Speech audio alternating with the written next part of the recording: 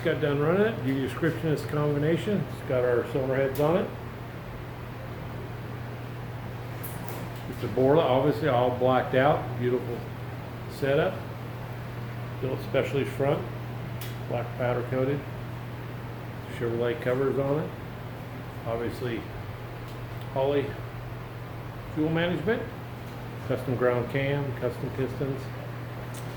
This is going to be car build on the other side. I think it's going to 58 Impala, so it'll be a pretty neat little ride.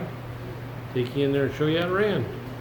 Already 3,500, 482 foot-pounds of torque. Looks like a peak torque 523, lots of 20s there, good and flat.